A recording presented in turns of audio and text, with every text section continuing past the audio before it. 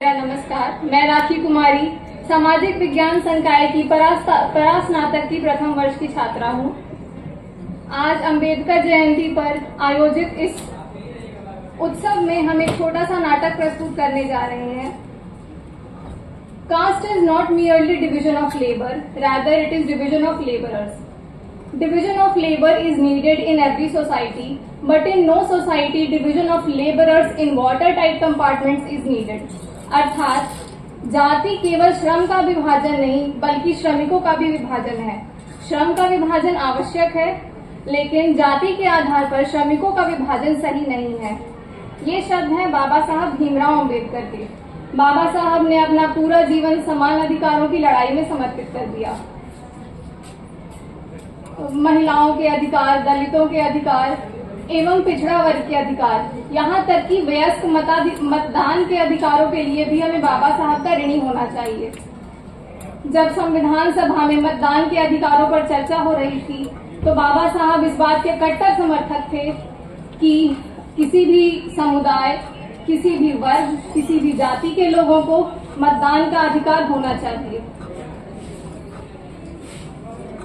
आज इस अवसर पर हमारी टीम आपके सामने एक छोटा सा नाटक प्रस्तुत करने जा रही है, जिसका शीर्षक है भ्रम अर्थात छलावा। कहानी यह है कि गांव में चुनावी रैलियां जोरों पर हैं। पिछले कुछ वर्षों से प्रधान जी ही चुनाव जीतते आ रहे हैं। आखिर प्रजातंत्र है। इस वर्ष भी प्रधान जी एक चुनावी सभा को संबोधित करने जा रहे हैं। मैं आपका परिचय करवा देती हूँ। प्रधान जी का नाम है ठाकुर भंवर सिंह, उनके बड़े भाई ठाकुर कुंवर सिंह, उनके छोटे भाई मनोहर सिंह, उनकी पत्नी श्रीमती कमला देवी और उनकी बेटी अंजलि।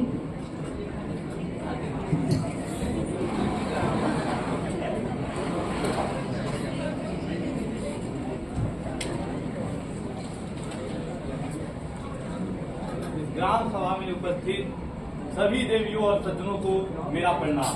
मैं ठाकुर भंवर सिंह खुद को खुशनसीब मानता हूँ कि पिछले 20 वर्षों से लगातार आपकी सेवा कर रहा हूँ।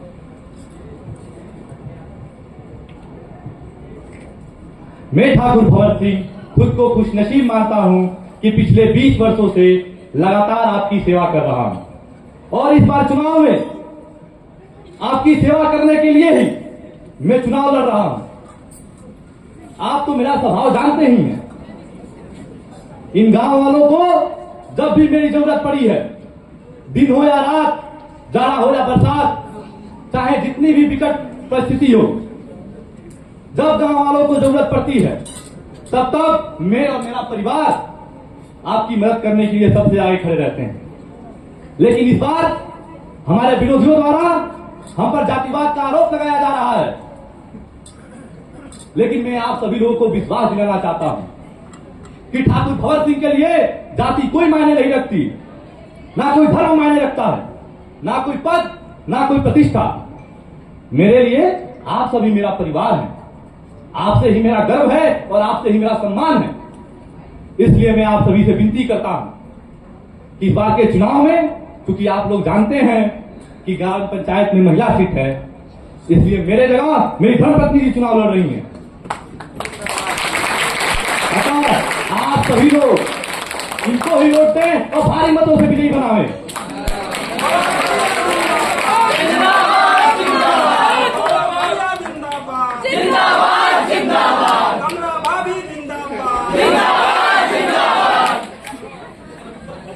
बाकी और सब चीज तो आप जानते ही हैं। काम काज हमें ही संभालना है, कोई दिक्कत परेशानी नहीं होगी। ठीक है, तब चलते हैं।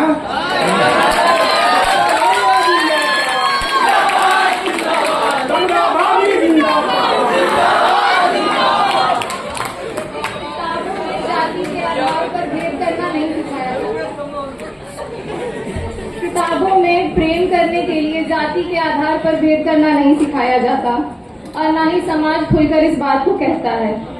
शायद इसीलिए प्रधान जी की बेटी अंजलि अपने गांव के एक दलित लड़के से प्रेम करती है, जिसका नाम है किशन। किशन स्वभाव से बहुत ही शांत और मेधावी लड़का है। आर्थिक तंगी के बावजूद उसने बहुत मेहनत करके अपनी पढ़ाई पूरी की है। आज बहुत दिनों के बाद वो दोनों मिल रहे हैं।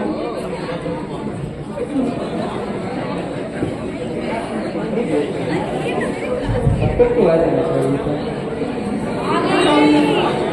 अरे तुमने आने में इतनी देर क्यों कर दिया? क्या किशन, तुम्हें तो पता है ना कि देख लेगा तो कितनी मुसीबत होती।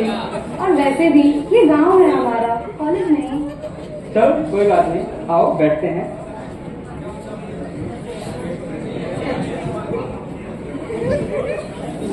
तब मिठाई कब खिला रहे हो? तुम्हारे पिताजी तो फिर से चुनाव जीत गए। हाँ हाँ बिल्कुल, कल आऊंगी तो पक्का लेते आऊंगी। वैसे तुम बताओ, तुम्हारे प्लेसमेंट का क्या हुआ? इंटरव्यू दिया है मैंने, संभव है अगले महीने तक परिणाम आ जाए। बस मैं भी यही चाहती हूँ कि तुम्हारी अच्छी से अच्छी नौकरी लग जाए, ताकि पिताजी हमारी शादी के लिए मान जाए। अंजलि, कभी कभी मैं सोचता हूँ कि मेरी नौकरी लग जाने के बाद भी क्या तुम्हारे पिताजी हमारी शादी को राजी होंगे? अरे नहीं किशन, तुम कैसी बातें कर रहे हो? मेरे पिताजी बहुत अच्छे हैं। तुम्हारी नौकरी के बाद वो हमारी शादी के लिए जरूर मान जाएंगे। देखते हैं। अच्छा तो मैं अब चलती हूँ, बहुत देर हो गई है। किसी ने देख लिया तो मुसीबत हो जाएगी।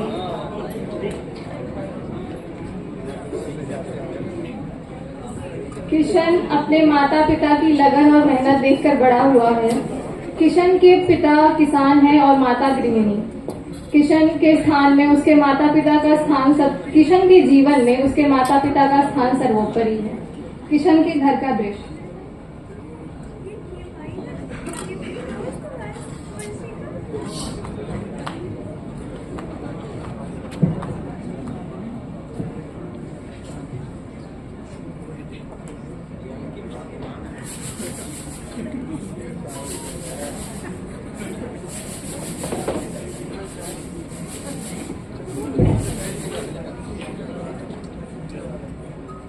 गंगा, अरे ये गंगा, कहीं एक गिलास पानी ले आओ। हरे राम गुराम। का भेल बाबूजी?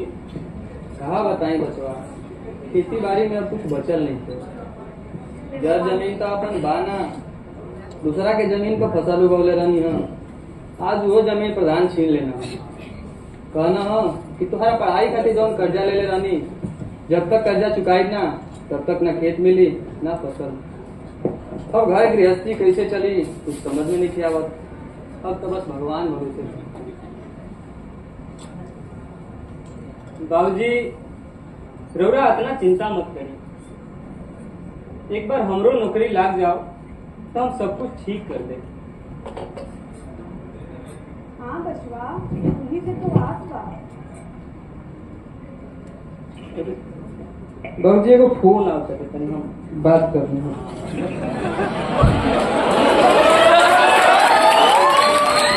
हेलो। हाँ भाई। हाँ मैं बहुत बढ़िया हूँ, तुम बताओ। अच्छा सच में? अरे बहुत बहुत धन्यवाद भाई। अरे ये तो बहुत खुशी की बात। क्या पार्टी? अरे बिल्कुल, इसमें भी कोई कहने वाली बात है। हाँ ठीक, मिलते हैं जल्दी। ठीक ठीक, धन्यवाद। ठीक।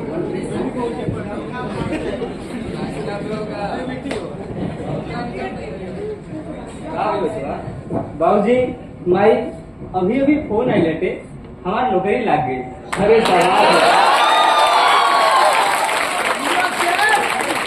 बेटा तू हमारा सारा गर्व से ऊंचा कर दिया बेटा। बेटा तू हम अपना गांव में पहला ऐसे लिखा पड़ा है जेकर अपना समाज से नौकरी लगल बा। तू हमार और अपना समाज के नाम रोशन कर दिया। हमके तो पे गर्व बेटा।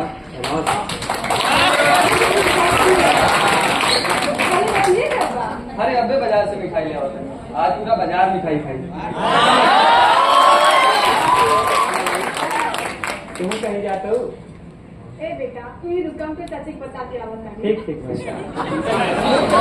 अरे मैं ये खबर अंजलि को भी तो दे दूं।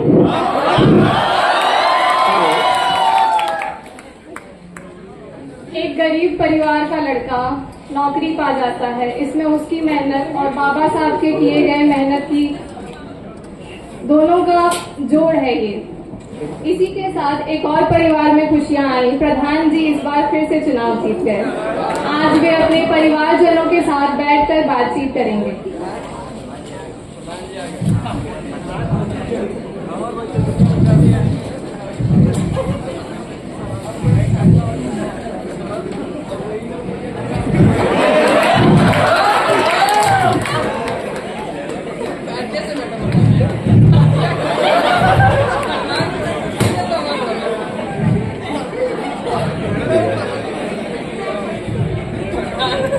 भैया, अब तो अपनी अंजलि बिटिया की पढ़ाई भी पूरी हो चुकी है, उसके शादी भी आप क्या सोचे हैं?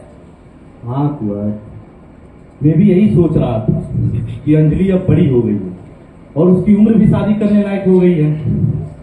और वैसे भी बड़ी सियानी लड़की ज्यादा दिन घर में रखना अच्छी बात नहीं है, तो उसकी जितनी जल्दी शादी कर देते इस झंझट से भी छुटकारा मिल जाता है। तुम कोई लड़का ढूंढो कुंवर। हाँ भैया, सही कह रहे हैं। वैसे भी लड़कियों की शादी जितनी जल्दी करा दी जाए उतना अच्छा है। हाँ हाँ कुंवर, सही कह रहे हो। और वैसे भी आजकल युग जमाना बहुत खराब है। हाँ, हाँ।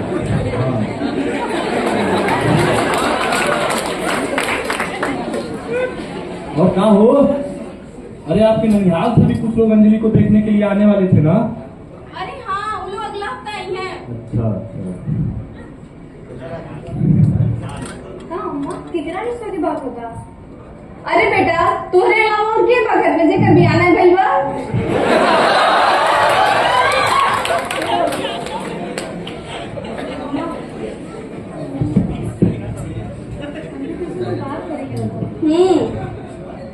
बोलो। हम किशन के पसंद करेगा और उन्हीं से शादी भी करे जाएगा। क्या बोल रही हो? पागल हो क्या? अरे क्या हुआ? क्यों हल्ला कर रही हो उस पर? दिमाग खराब हो गया आपकी बेटी का। 4 अक्षर क्या पढ़ी, इसका दिमाग कुछ ज्यादा चलने लगा है। उखड़ी को सब याद करने को बोल रही है। अरे वो है अपना मौका, रहुआ का बेटा किसनवा। अरे उसकी इतनी औकात हमारे बहन बेटी पर नजर डालने की? भैया आप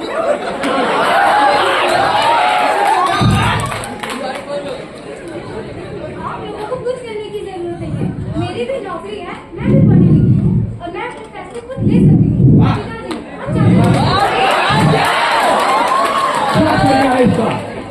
बात करने की कभी भी नहीं आई इसको आज तक। बड़ों कैसे बड़ों से बात करते हैं? और सुनो कमला, दूर कर दो इसको मिलने के सामने से। और तुम लोग बताते हैं हमें क्या करना है। जी भैया। अंजलि सोच रही थी कि उसके खुद के माता पिता उसके प्रेम को नहीं समझ रहे हैं। किताबों में विकास कितना सरल होता है और मानसिकता का विकास कितना जटिल। बीतते दिन के साथ प्रधान जी भी यह सोच रहे थे कि समाज में यह बात फैले बिना इस बात का निपटारा कैसे किया जाए। इन्हीं चिंताओं के बीच अंजलि किशन से मिलती है।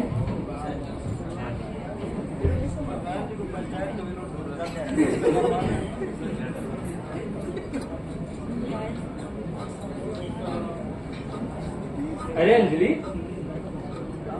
तुम इतनी उदास क्यों हो? और आज अचानक ऐसे मिलने के लिए बुलाया? सब कुछ ठीक तो है? हाँ किशन, वो सब बात ही कुछ ऐसी है। मेरे पिताजी मेरी शादी कहीं और करा रहे हैं। तुम्हारे बारे में बताने पर उन्होंने मुझे बहुत पीटा। मैं यहाँ पर बहुत छुप छुपा के आई हूँ। मुझे तो खैर इस बात की उम्मीद पहले से ही थी। तुम्हारे पिताजी एक सवर्ण होकर एक नीची जाति के घर के लड़के में अपने घर की बेटी को कभी नहीं ब्याहेंगे। तुम सही कह रहे हो किशन, मुझे अब पता चला। पढ़ाई लिखाई से भी समाज से हम ये जाति बंधन को खत्म नहीं कर सकते। हाँ, ये लोग कितना भी आधुनिकता का ढोंग कर ले, लेकिन ये समाज के ऊंचे लोग जब भी रोटी बेटी की बात आएगी तो हम नीचे लोगों के साथ बराबरी कभी स्वीकार नहीं करेंगे। आज हमारा देश भारत दिनों दिन उन्नति कर रहा है। हमारे वैज्ञानिक अंतरिक्ष में जा रहे हैं, तो कहीं विज्ञान के क्षेत्र में नए नए खोज और आविष्कार हो रहे हैं। लेकिन हमारा यह समाज, ये हमारा सड़ा हुआ समाज आज भी जाति के बंधनों में जकड़ा हुआ है। आज शहर में बैठे हुए इन लोगों को लगता है कि जाति व्यवस्था का तो अब कोई नामो निशान ही नहीं बचा। अब तुम ही बताओ अंजलि, इन परिस्थितियों में मैं क्या करूं? किशन, मुझे लगता है कि हमें यहाँ से भाग जाना चाहिए। अरे नहीं नहीं, ये किस तरह की बातें कर रही हो तुम? तुमने ऐसा सोचने से पहले कभी हमारे परिवारों के बारे में सोचा है? क्या तुम्हारे परिवार के लोग मेरे माता पिता को चैन से जीने देंगे? अरे वो लोग तो उनकी जिंदगी तबाह कर देंगे, जबकि उन बेचारों की तो कोई गलती भी नहीं है। किशन, अगर मेरी शादी तुम्हारे अलावा किसी और से हुई तो मैं अपनी जान दे दूंगी। और वैसे भी शादी के बाद हम तुम्हारे माता पिता को शहर में बुला लेंगे। नहीं अंजलि, इस तरह से जान देने की बातें न करो। अगर हमारे पास यही एक विकल्प बचा हुआ है तो यही सही। आज रात ही हम दोनों यहाँ से कहीं दूर चले जाएंगे। Thank you Kishan.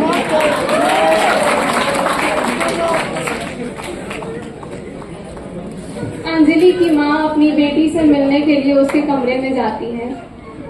हाँ, वो अंजलि से सहमत नहीं थी, लेकिन उनसे उसका दुख देखा नहीं गया और फिर वो उससे मिलने जाती है।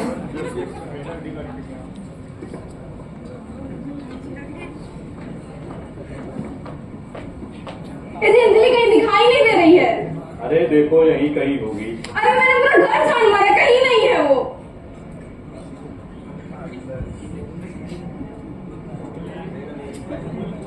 अरे ओ कुंवर! जी भैया। मनोहर! जी भैया। यार अंजलि कहीं घर में दिखाई नहीं दे रही है। जरा पता तो करो वो किसनवा कहाँ है। जी भैया।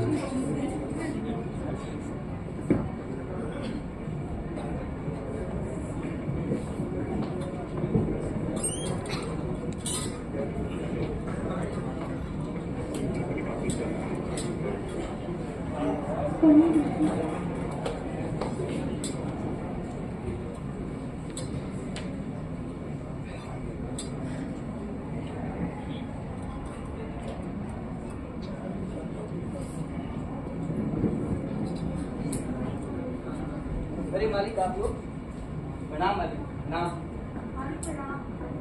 इतना रात के आपको भेजा कैसे? कोनो काम रही तो हमके बुला ले रहती, हम आगे रहती। किसनवा काम बा? अरे सदिया ले ये सरल दुनिया कहीं अपने दोस्तों के साथ घूमत हुई। का हुई मालिक? उन बात पता तो कहीं नहीं पता। का हुई मालिक? हमसे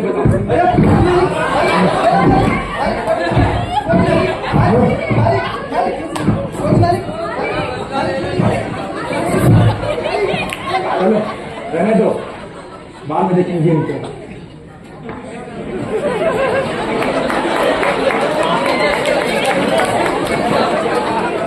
पूरी कोशिश की जाती है कि ये बात दोनों परिवारों के बीच ही रहे, लेकिन गांव वालों को इन बातों की भनक लग जाती है और वो तरह तरह की बातें बनाते हैं। जो गांव वाले आज तक प्रधान जी की आंखों में आंखें डालकर सवाल नहीं कर पाते थे, बात नहीं करते थे, आज वो उनके चरित्र पर, उनके परिवार के संस्कारों पर सवाल कर रहे थे।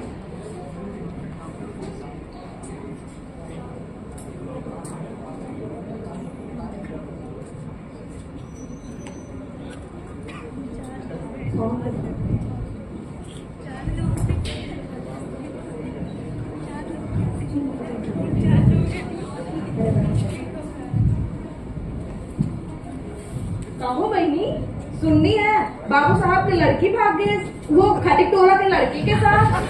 हाँ बाबूजी, वो किसनवा के साथ जो भागी है उसको बाहर पढ़ने लिखने गए थे, वही प्यार मोहब्बत हुआ। अरे तो बाबू साहब से मिल जाइए तो दोनों के जिंदा ना छोड़िए।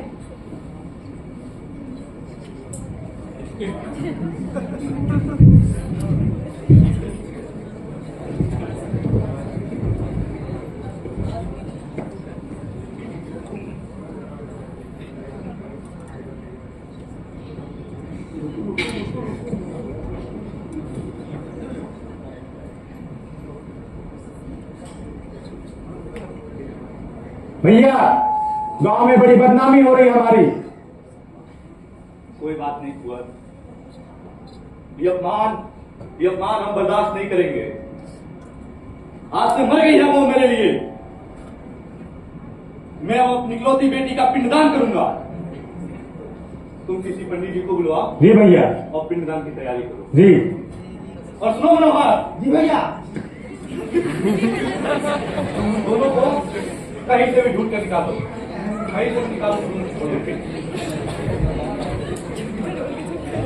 क्या समाज की चली आ रही परिपाटी को निभाना अपनी खुद की बेटी की जान से ज्यादा कीमती होता है? क्या हम अपने झूठे अहंकार को संतुष्ट करने के लिए कुछ भी कर सकते हैं?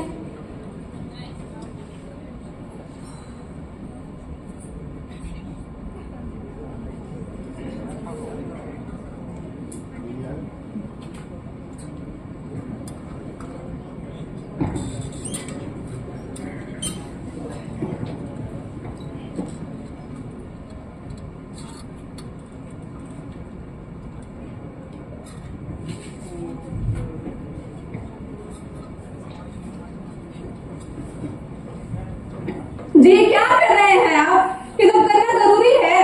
अंजलि अपनी इकलौती बेटी है, आप उसका पिंडदान कर देंगे। चुप! मर गई ना वो मेरे लिए, और किसी ने भी इस घर में अगर उसका नाम मेरे सामने भी लिया तो मुझसे बुरा कोई नहीं होगा। तू हट जा तुम यहां से।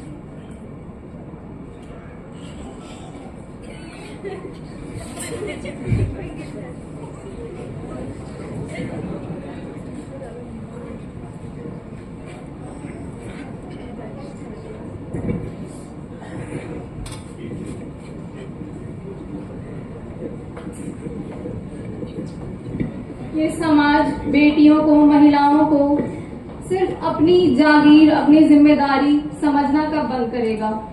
कब हम उन्हें बराबर का दर्जा देंगे? कब हम उनकी बात सुनेंगे?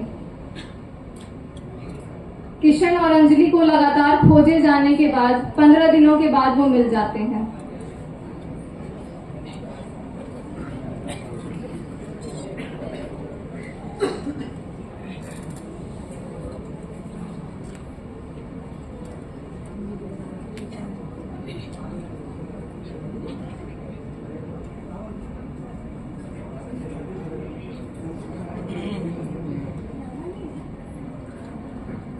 कौन भैया?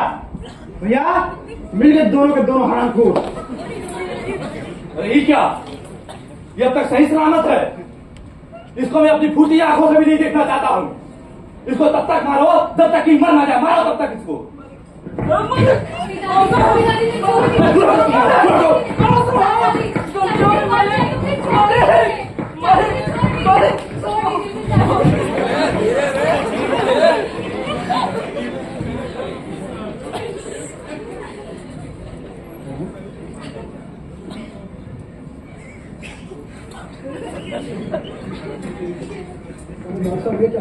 तुम मर गया? मर नहीं गया। इज्जत बताई है मैंने। इज्जत अपने जात की, अपने कुल की और अपने समाज की। मुझे अपनी लड़की नहीं प्यारी थी, मुझे अपना इज्जत प्यारा था। तो मार दिया इसे और बचा ली मैंने अपनी इज्जत। और क्या देख रहे हो मेरा मुंह? गिरफ्तार कर लो इसको यहीं। चला दो इसको यहीं। गिरफ्तार करो इन्हें।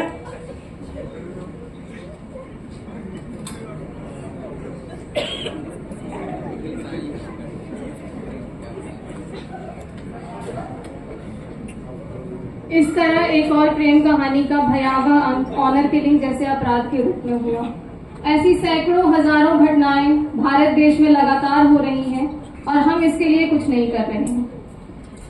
आज भी हमारे समाज में बेटियों को अपनी जिम्मेदारी समझा जाता है, अपनी जागीर समझा जाता है। पूरी जिंदगी उन्हें पाल पोस कर बड़ा करने के बाद केवल विवाह के नाम पर अथवा किसी भी कारण से अगर वो अपनी बात कहती हैं, अपनी राय रखती हैं, तो यह समाज बर्दाश्त नहीं कर पाता है और उनकी हत्या कर दी जाती है। ऑनर किलिंग के शिकार के रूप में हम सिर्फ महिलाओं को ही नहीं, पुरुषों को भी देखते हैं। संविधान के जिन प्रावधानों में पुरुषों और महिलाओं को समान अधिकार दिए गए हैं, क्या प्रधान जी को उसका ज्ञान नहीं था? क्या वे नहीं जानते थे कि यह अपराध है? लेकिन अपनी झूठी शान को संतुष्ट करने के लिए उन्होंने आसानी से यह अपराध कर दिया। हमारे पास बहुत अधिकार हैं। Right to life and personal liberty अनुच्छेद 21 मूल कर्तव्यों के रूप में, right to life with dignity नीति निर्देशक तत्व के रूप में। लेकिन इन अधिकारों का इस्तेमाल हम कब करेंगे? इन अधिकारों के मूल को हम कब समझेंगे कि हर इंसान बराबर है और किसी भी अपराध को किसी भी तरीके से सही नहीं माना जा सकता। बाबा साहब का पूरा जीवन अत्याचार के खिलाफ समर्पित था। उन्होंने अपना पूरा जीवन हर समुदाय को समान अधिकार दिलाने में लगा दिया। मैं आप सबसे प्रार्थना करूंगी कि आज घर जाकर आप संविधान का एक अंश जरूर पढ़ें और धीरे धीरे उस पूरे संविधान को पढ़ें, उसको आत्मसात करें। केवल पढ़ें नहीं, उसको अपने जीवन में लाएं, ताकि हम अत्याचार अपने अंदर से, अपने आसपास से जड़ से खत्म कर पाए। धन्यवाद।